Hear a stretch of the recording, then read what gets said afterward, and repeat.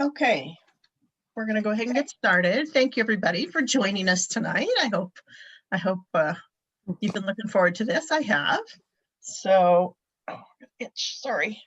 I'm happy to have Becky Breashears with us here tonight to tell us a little bit about her experience. I'm going to put her on spotlight so everybody can kind of comes up main. So Becky has taught in the past. She doesn't teach anymore. Right now she's doing her judging, and she told me that she just got your master judges certification last year during the pandemic. That yes, must have been, how did you do that without going anywhere? We did it online. Okay. Yeah, I sent a lot of stuff to the couple of proctors. We only have one previous master judge in A&G. So she reviewed it, and then the chairman of the program reviewed everything. And then she actually had an artist who lived in her community also read my paper. So it kind of got around. But yeah, and then I did a presentation online. We used GoToMeeting just because that's what A&G was paying for at the time. Mm-hmm. So we did that. And I had a slideshow, and we talked for probably an hour and a half or 2 hours. Yeah. Very and then cool. I was done. But it was a really intense program. Well, congratulations. That's a big achievement.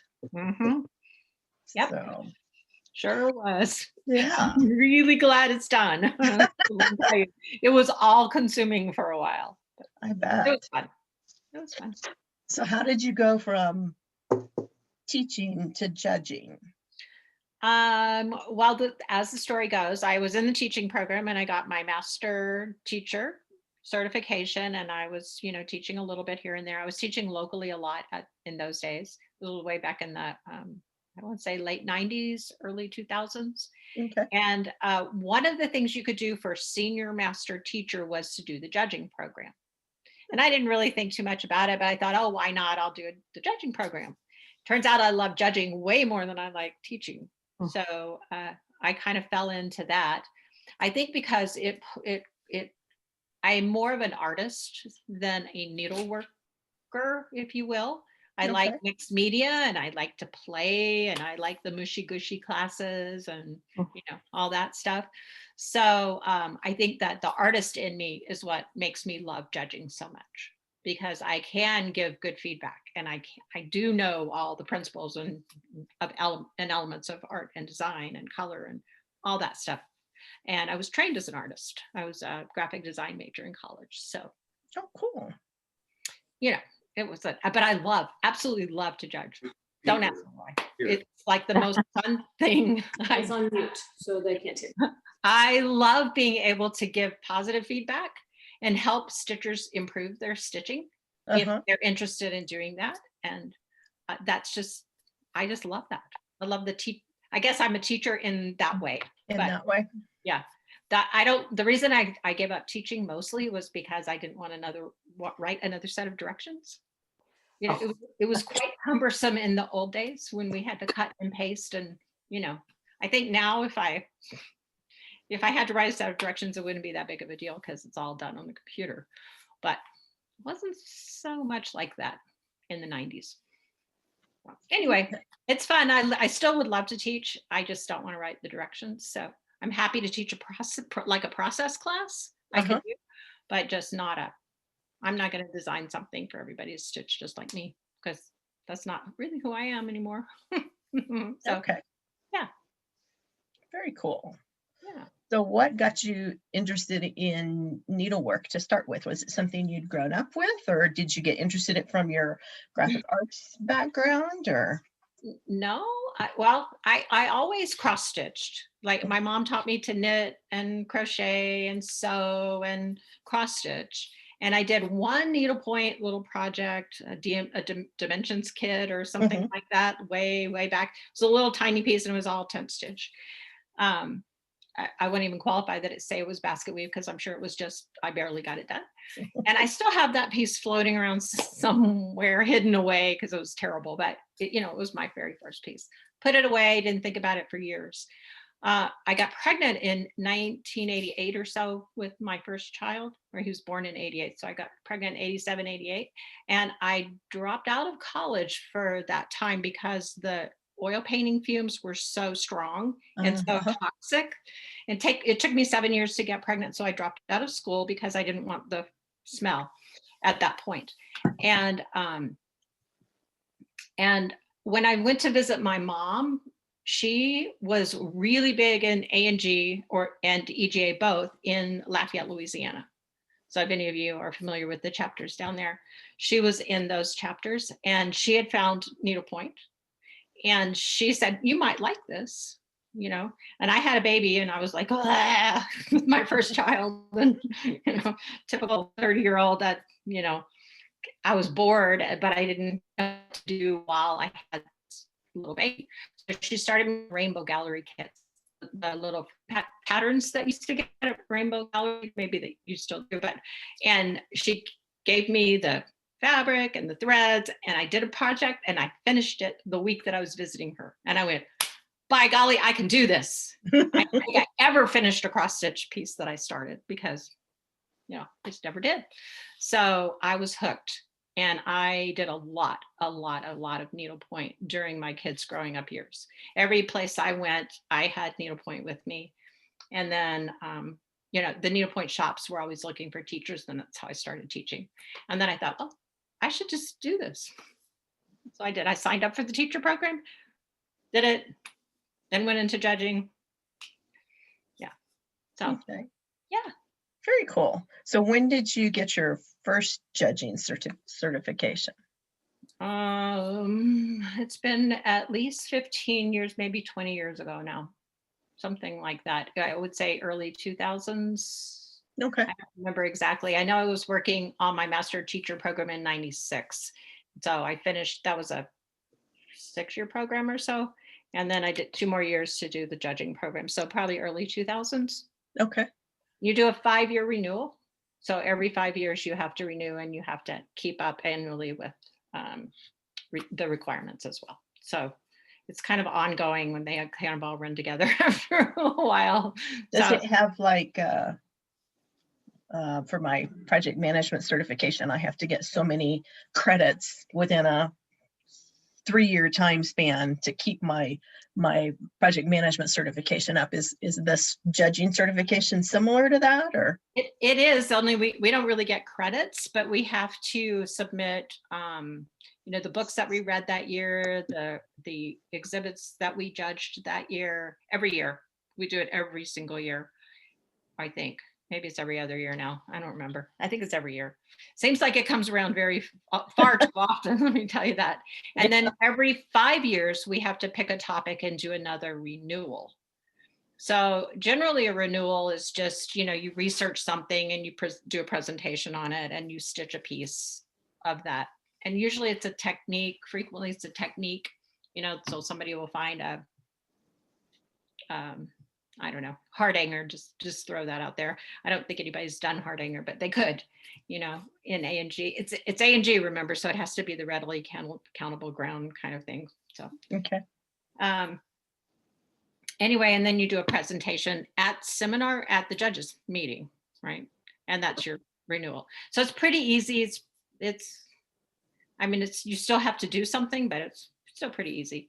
The master judging program was like 10 steps of that caliber all in one program. You had 5 years to do it. So I have been working towards that for probably 7 or 8 years because I was on the board. I was exempt from having to do it until I got off of the board. And then I was off the board 3 or 4 years and got it done. So Okay. I was at the very end of my timeline for getting it done though. So You made it. That's what counts. I made it. And they said, well, we could put it off for another year and you could present next year. And I'm like, no, it's in my head now. I just finished it. It's fresh. I want to present now because now I know it. And a year from now, I would have to just restudy everything that I had just done to do a presentation. So anyway, so we did it over Zoom, over GoToMeeting. GoToMeeting, yeah. Yeah. Very Yeah. cool. Right. Mhm. So on average, when we're not in a pandemic, how many events do you judge at a year? I judge usually only the Western Idaho Fair. Okay. I have on occasion judged other regional fairs. I live in Idaho, so there's just not a lot of things to go. But occasionally I get the opportunity to travel and judge.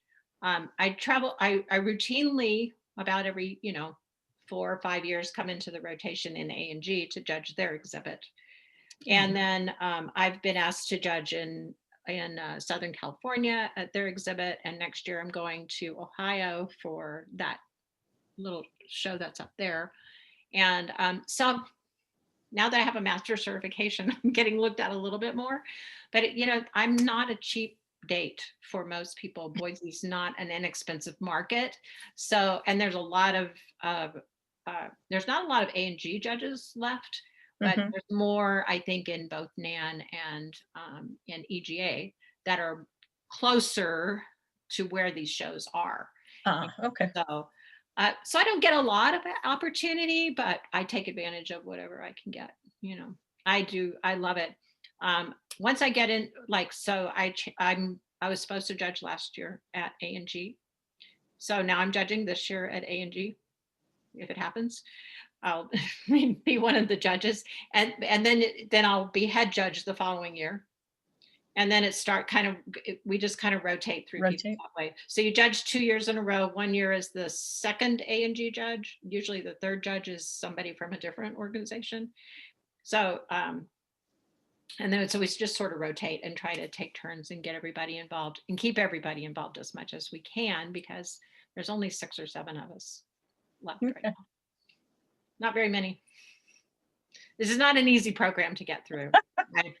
Even the basic judging program, it's just not an easy program to get through. I think the worst thing you have to do is take a test at the end, and that's like, it's nerve wracking if nothing else. Oh, I'm sure. Anyway, so that's about it. I live in Idaho.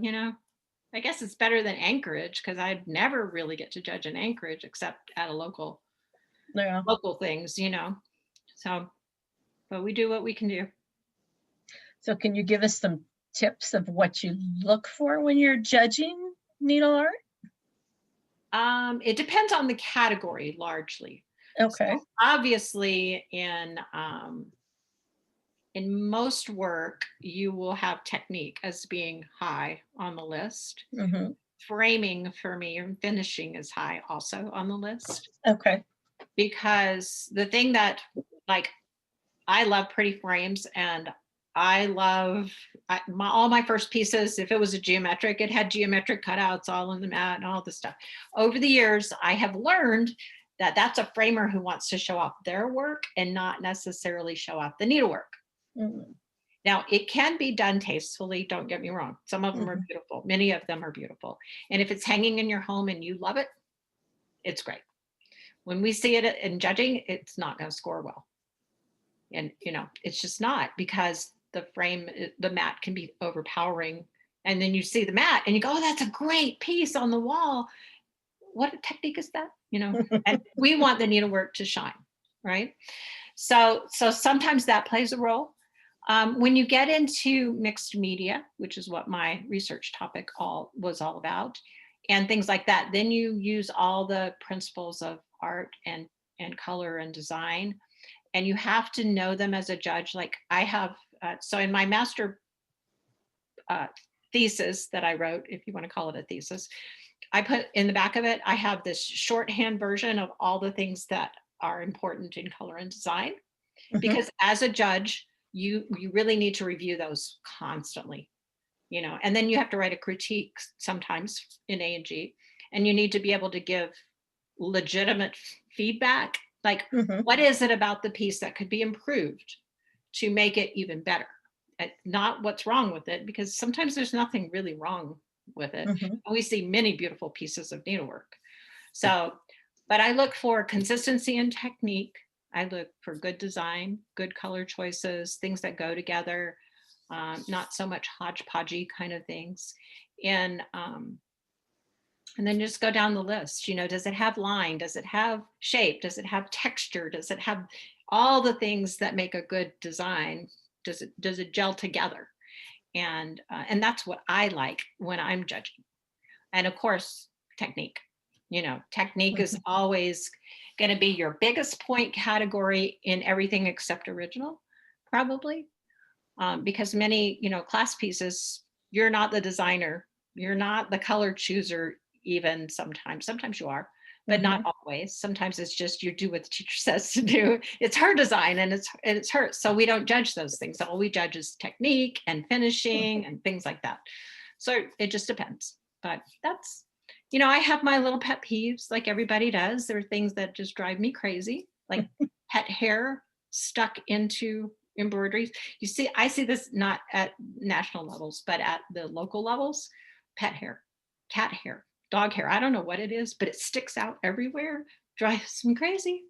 or cross stitches. I judge a lot of cross stitching that aren't crossed the same way, or there's no quarter and half stitches done. So, but the outline leaves a gap because they do an outline stitch, but no quarter and half stitches. So it's not filled in. Little things like that. That's what differentiates a prize winning piece and a not so prize winning piece. That's all. Yeah. Okay. Subtle things.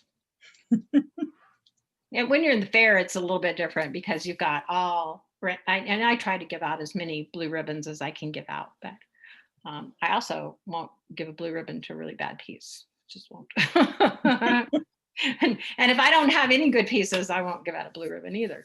So, but I don't have that problem in a national kind of thing at all. That's never the case. Yeah. So, anyway, that's my take on judging. For me, I always write a comment whenever, if I possibly can, unless the rules don't allow it or whatever, that of the thing that I would most like to see improved. Kind of, I'll say it's a beautiful piece. Consider framing it straighter. That's another one of my pet peeves, especially at the fair. People don't stretch it. I mean, the fabric's all wonky inside or it's buckled or whatever. And I can't deal with that either.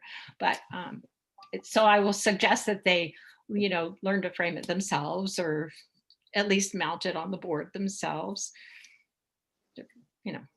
It helps sometimes. Sometimes I get them the next year and I can tell it's a similar, I don't know, it's the same until later, but they will have a nice straight frame for me. And I'm like, yes, they did. So that's always good. I like really good finishing, and I like, and I don't even mind, I don't personally mind finishing something for the room that it's going to be presented in. And a lot of people do that, and that's okay. There are judges who don't like that at all. But I'm okay with that as long as it's not so overpowering that you don't see this, that it's a beautiful piece of embroidery inside of it, because I really want to see the embroidery. So that's my take on judging, but mostly learn from it, learn from the experience. And remember that this is the other thing about judging. It's one person's opinion, and that's all. It's just one person's opinion. My opinion and the next judge sitting next to me might not be the same at all. We might see things totally in different lights. But at A&G, we have consensus judging, so we have to agree more or less. We have to negotiate, if you will, and say, well, I think that one's better than what you're saying. I think you're being too critical. I mean, we get in some arguments sometimes, but we just work it out, But if you're doing a fair or something like that, and you go, I don't know why they picked that as the award winner. It's just one person. You can enter the same piece in 5 exhibits. In one place, the judge will love it. The next place, they will tear it apart. And it's just the nature of judging is somewhat subjective. There's only so much objectivity you can do. And then it just becomes a little bit subjective, and you kind of can't get around it. Yeah. Especially if you've got 5 pieces that are all to die for and you've got to pick one. Yeah. Yeah. It depends. My best advice, if you ever want to enter an exhibit, is make sure you read the rules, because I find more people don't follow the rules, and then we can't judge it properly. Oh, okay. So that's the biggest thing, is make sure that whatever you're going to enter into judging, if you want something judged, enter it in the right category. Don't say it's 28 count when it's 24 count, because we're going to catch it. Don't say it's so in cross stitch it's 10 count or it's 28 count, whatever. Mhm. Make sure you figure it out before you bring it to enter if you forgot. Okay. So that's it. I'm not a terribly hard judge, but I definitely have a few things that really drive me crazy. But I'm not that bad. And if I'm judging the fair, almost everybody gets a ribbon. So it just depends. Okay. Um, So with the changes with the pandemic and everything being more virtual on GoToMeeting or Zoom and that, do you anticipate that there's going to be some exhibits that you're going to have to judge virtually? Being I able hope to, not. I'll tell you why. Because I was asked to write a piece after looking at a piece online, right? Mhm. Write about how I would judge it. It's so hard to see online. I don't care how much, by the time you blow it up, it disintegrates. The quality of it, so you can't really see it well enough, I don't think, to judge it well. Now, that being said, you would figure it out. You would do the best you could do with what you had, and you just comparatively, you'd have to comparatively look at the top three and then blow them up and just imagine what they might look like in real life and try to do the best you can. I know that Nan's exhibit is online this year, Mhm. and it's not being judged, if you will, but they are letting people vote for their favorite. Mhm. So I think that they like me, it's too hard to judge online. I think from a photograph, unless the same photographer took every piece under the same setting, then you could probably judge them. But Mhm. otherwise, I find it really difficult. So I hope not. I hope we always have live touch and feel kind of exhibits that we can judge. Okay. We'll see. We'll We'll see. see. I love online classes, however. Now that's a whole nother. I take classes every single week, and in a wide variety of subject matter, and I'm loving it. So yeah. Very cool. Yeah. Now you said you had some pictures you could share with what you did for your judging in the mixed media, or what you presented. Let's see if I can figure out how to share my screen. There should be a. I know there's a share screen button on it, and it's Yeah. just a matter of uncovering it and then making sure it really works. And I know with Zoom, it's always better if you have open what you want to share before you try and do the share screen. I did. Okay. Do you see it or not? No, not yet. Let me cancel the spotlight maybe. It should, I don't think I've got the share screen blocked, so it should. I think it comes up with a screen and you have to tell it what you want to share. It's been a while since I've looked at it. I have it open on my screen. Allow Zoom to square. Yep. Okay. Maybe I just have to do this.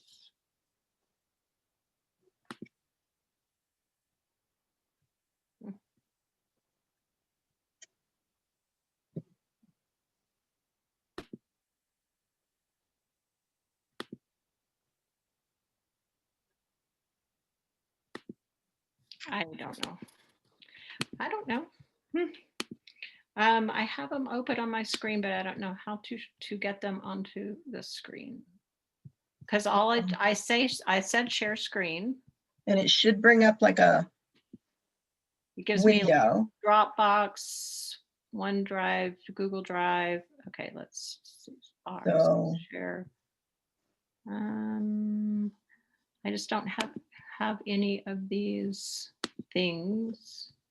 Advanced, basic, desktop. My desktop share has an exclamation mark on it, so I don't know what that means. Mm. So I don't know, maybe not. Maybe I should take you for a walk, Well, we could do that. or I could bring the pieces in here. Well, let me show you what I'm working on right now, because I think this is needle felting, which I don't know how legitimate it is as far as needlework goes, but this is what I'm working on right now. Can you see it? Yeah. So Oh, she fell. she's not attached yet. So I made the wings today. That was my little thing. This is all hand done. It's all hand sewn and hand felted. So it's an online class, and I have been having a ball learning to felt and to make these little tiny things. I really like. But this is who I am. This is what I like to do, is make things with my sewing, with my mad sewing skills. And yeah, anyway, so everything in this class was like hand dyed. We got locks and we got wool, and then we had to dye it ourselves. So I'm doing a lot of echo printing right now. So I've been using onion skins to dye, and I have avocado pits to try, and avocado skins to try, and all of that kind of stuff. So the other thing that I'm working on right now is a little bit of Sue Spargo. I don't know if those of you who also quilt a little bit. I've been doing this, a lot of hand embroidery. Very pretty. So now I have to really take you for a walk around my room. And let me see what I did with my, oops, there goes the power cord. Okay. So a lot of my mixed media work is up on the walls, like this piece. And how do you define mixed media? Mixed media is anything, any two or more combination of media. Okay. Technically, almost all needlework is mixed media because we use different kinds of threads, but in stitching, we don't consider that to be the case. So in this case, it was fabric and the needlepoint behind it, right? That's really pretty. So some of these classes you might remember, these were some of my early pieces. So this is a detached leaf, a little bit, maybe mixed media, maybe not. This one is definitely mixed media. Can you see it? So it's that was, I think, a class piece sometime. So we'll go over here. I'm sorry if I'm moving too fast. This one was a project in the EGA magazine one year. I think I remember that. Yeah, but it was not in color, which I thought was just highway robbery, because it was just black and white, and it doesn't look anything the same black and white. But this was printed from a leaf, and then I was doing my master teacher project was in blackwork. So I used blackwork techniques to do that. And then this piece down here was a mixed media piece that I designed years ago. Oh, I like the little squirrel. Yeah, little stubwork squirrel. So these are detached leaves or attached leaves now, and done on wire. Lots of different techniques in it. Again, but the thing that makes it mixed media is having these pieces done separately and then attached in a different kind of medium. So everything's counted except for this and this, right? So yeah, but technically, what technique is that on the top left with the leaves? Or new way. Okay, very pretty. Yeah.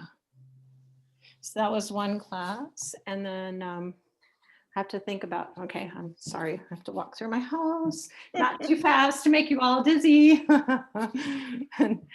And find the pieces that I did for, I recently cleaned and organized my studio.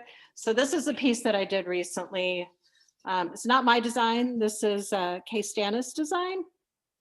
And it's very mixed media because she uses lots of pearls and all of the leaves. I don't know if you can see. Can you see from the side how Oh, they're detached from they're not stitched into the canvas. oh, cool.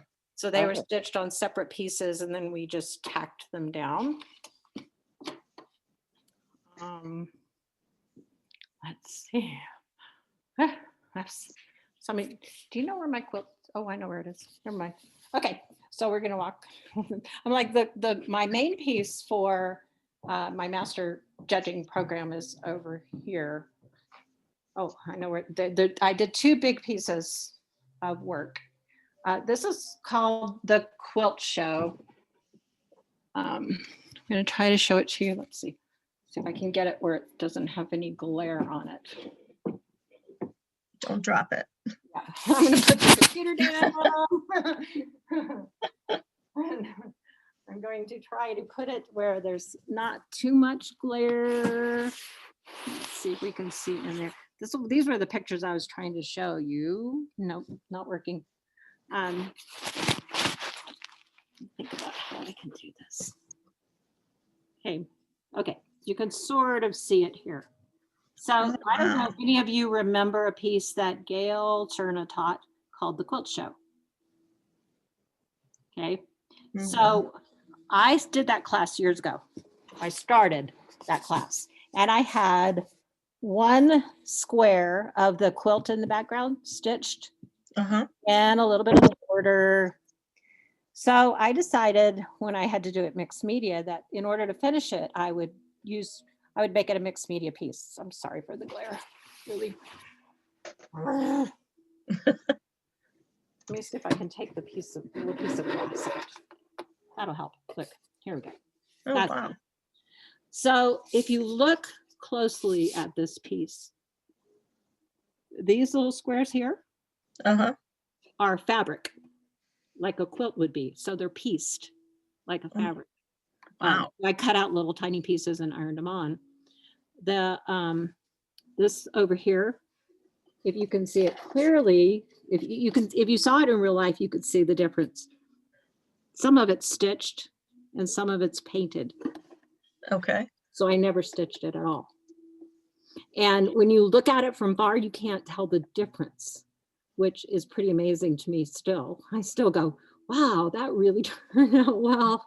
It was really hard to paint because you had to be very precise on the angles to make it look like it was all one piece. And then the background is all acrylic paint with an acrylic medium behind it, except for the little bits that are stitched. So this part I used gel medium and then I took strands of thread and embedded it into it so it looks like wallpaper. So this was my big mixed media piece. And then I have a little fabric quilt over here and an antique quilt from a dollhouse that I bought, and a little artificial plant instead of a stitched plant. So, and there were a few issues with the pattern at the bottom. And so I folded, I don't know if you can tell, but I folded the fabric down. Oh, yeah. When I tried to put it just on the back, it looked like they were floating in air. So I folded the fabric down and I manipulated it so that it looks like they're standing on the floor. So that was my big, truly mixed media piece that I did.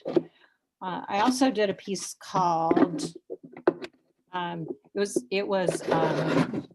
remember what she called the class, but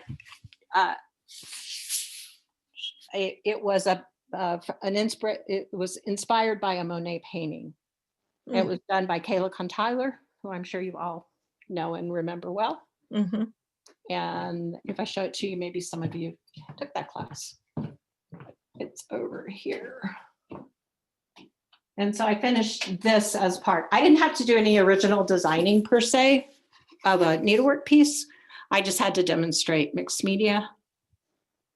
So you see that's, I think it's called, I don't know. The Monet piece is called Sunrise. I can't remember what she called the name of her class. So it's an adaptation, and in this class you had like thread choices and color choices, so everybody's piece ended up different. Mm-hmm. And so that's a good example of a mixed media piece. We had painted fabric and painted stuff underneath, and then layers of thread on top.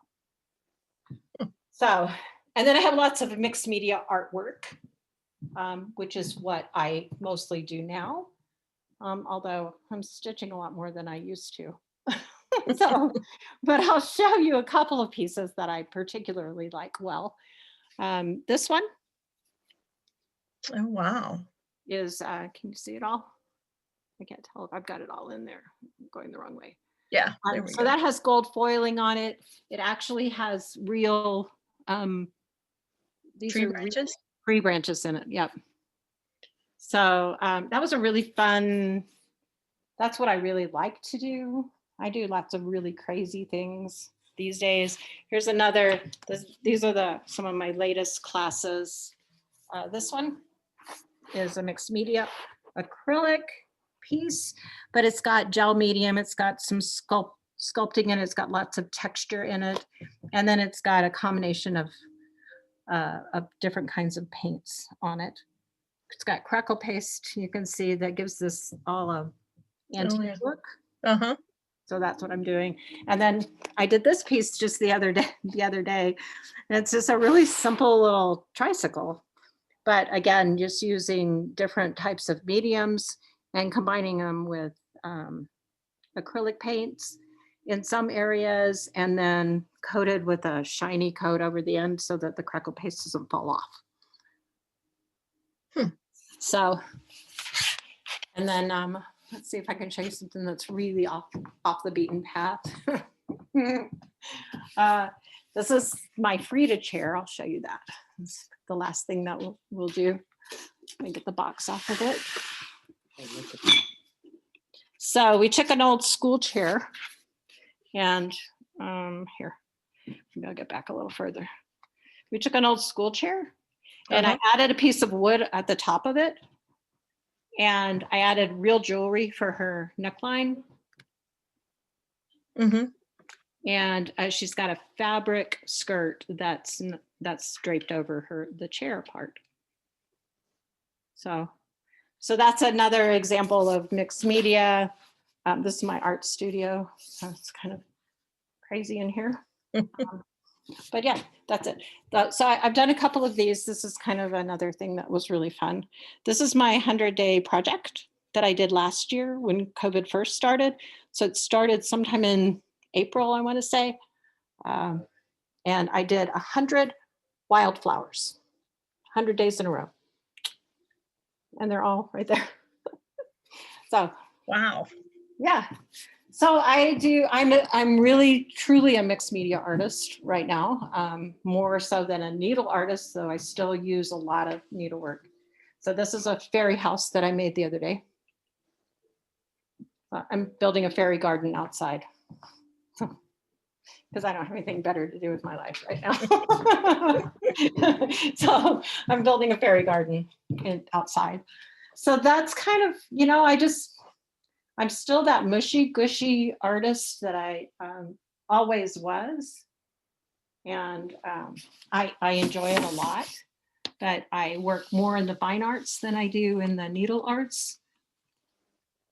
Although I'm stitching pretty regularly. I love Zoom classes. I'll tell you all the thing that I've enjoyed the most about the pandemic is that I'm now stitching via Zoom with a couple of different people per week. So we get to just sit in our own houses and we stitch and we chat. I use FaceTime with my sister-in-law, and I use a Zoom room with Kathy McInerney. If you know her, she was president of A&G when I was vice president. So we got to be really good friends, and she now lives in Georgia and I live in Idaho, and we meet once a week for 2 hours and we just sit and chat and stitch. And I work on a particular project with her so that someday I'll finish it. They're all Kay Stannis pieces that we've done pilot classes together in, and So that's the only way I'll ever get it done, is if I just sit and stitch for 2 hours doing silk and metal work, which is mixed media, by the way. Mhm. Yes. So remember, mixed media is two separate mediums of any sort. In the fine art world, if you put acrylic paint, watercolor, or acrylic paint and oil paint, anything like that together is considered mixed media. Hmm. In the stitching world, if we put a silk thread with a cotton thread, we don't say it's mixed media. We just say it's needlework. Mhm. So you can look at it both ways, either way. Okay. So my advice, if you like this kind of stuff, you like this sculptural stuff, you like playing with melting things and dyeing things and whatever, read the rules of the exhibit and find out what they define mixed media as, because it's different for every single exhibit. Hmm. So there's no right or wrong answer to what is mixed media, really. But the basic definition is two or more media in the same piece. So Okay. I almost always have some watercolor paint and some pencil or some pen or some chalk or some pastel or something else in there. Very rarely do I just take my watercolors and paint the whole thing. Then I'll add some ink or it doesn't stop. So, and I will embroider on paper. I do a lot of that kind of stuff. I have a lot of experimental pieces. I don't know if any of you have heard of the textilearts.org site. It's over in England. They have a guest teacher every other week that teaches mixed media pieces, almost always mixed media pieces. So this is a map, and it's actually a map of where I live.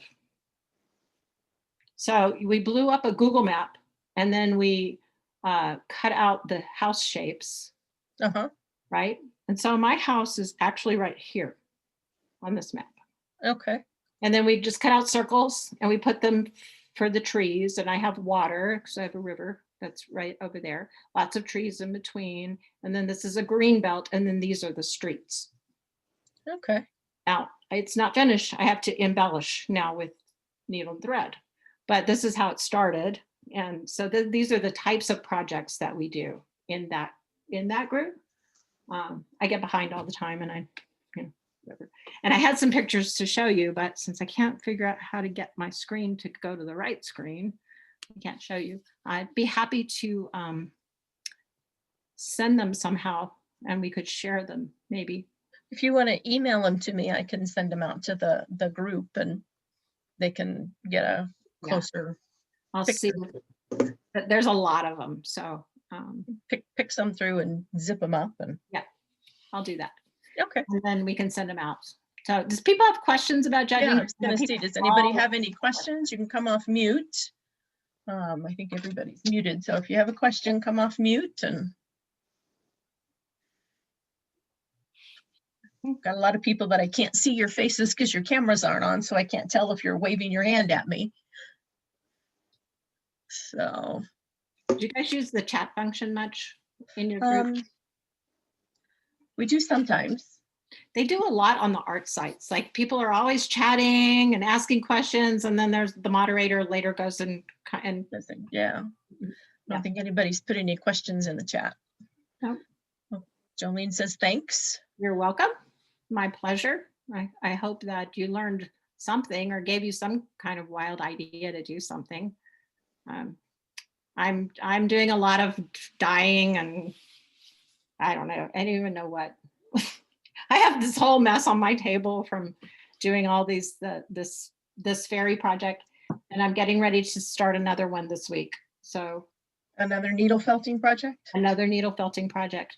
This one is it's the same person. So she does fairies, these small fairies. But this one, the next one is I always say the wrong bird. I think it's a hawk, and it's all white. And the hawk has, the talons and the beak and everything are so realistic looking, even though it's felted. I'm curious how she can get it that good, because I can't. I'm taking another class from her. And she said this one, the dress had some antlers.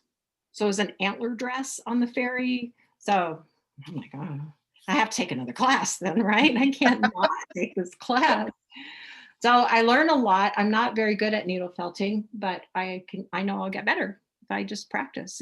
It's definitely a time consuming process. Is that done with the little, I've seen them in the stores where it's like a little thing that has brushes sticking up, or I've, I've heard the needles are really sharp.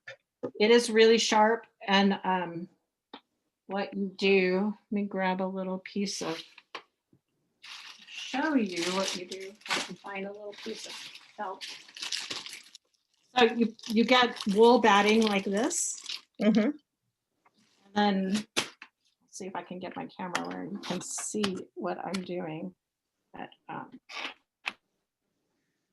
make the wool however you want it into, so you make it into a ball, and then you do this, and it actually just like twists the fibers together. There's little burrs on the needles, and there's different sizes of needles, Uh-huh. and you just keep poking at it, and it will form, like in this case, I'm forming maybe a little rock.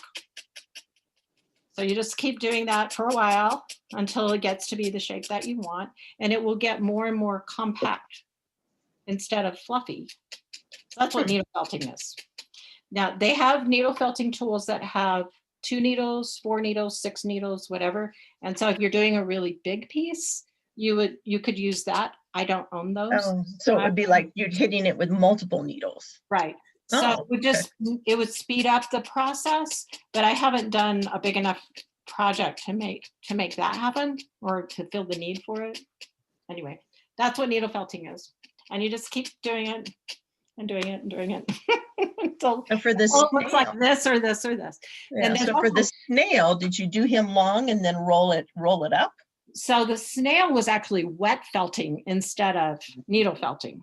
Oh, okay. So you laid the fiber, the same batting kind of stuff, but dyed. You lay it out in a pattern, and then you put it between bubble wrap.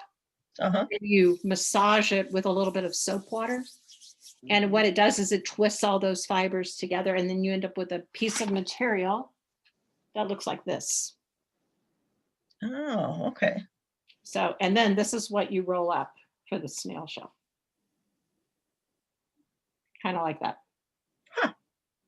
So actually, I think we actually rolled it onto a like a long skinny form, and then we rolled it up. We sewed it kind of. Anyway, yeah. You make it so that it's smaller on one end and bigger on the other end, and then you just start rolling it up. Okay.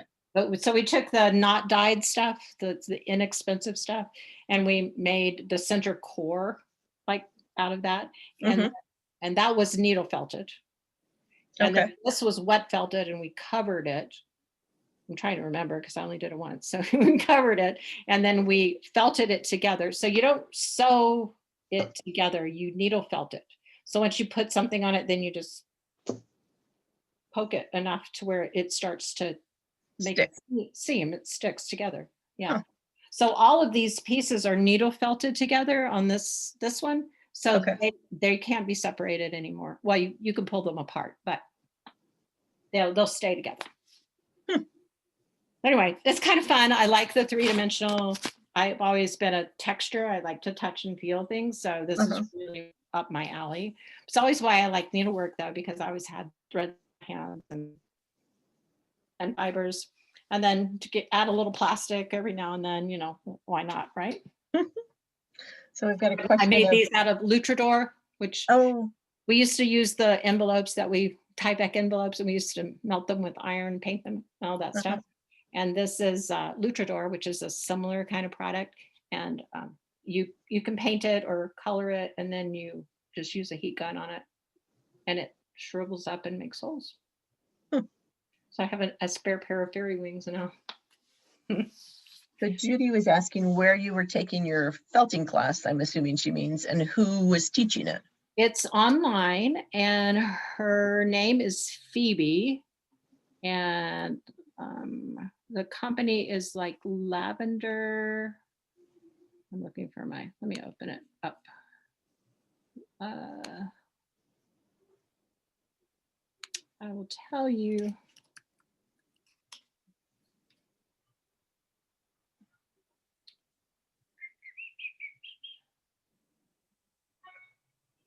Lavender and Lark.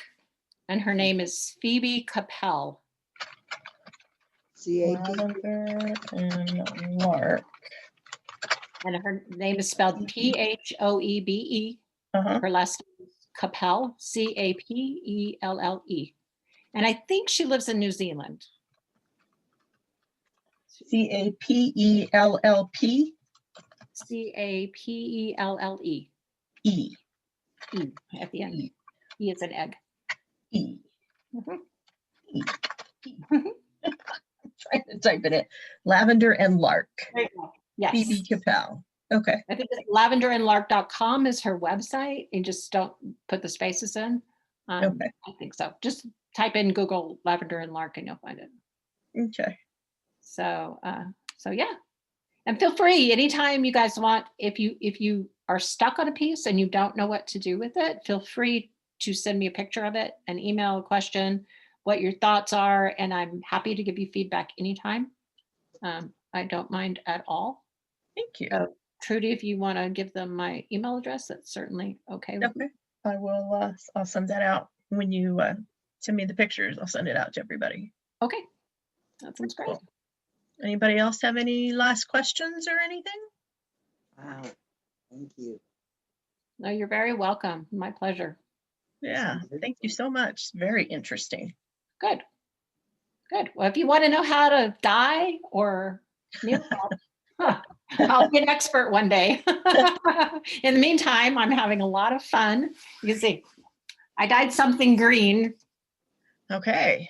Actually, that's the so the fairy, the little boy fairy has green hair underneath his cap. Ah, They were like this color. okay. And I used a fabric dye for that because I didn't know enough.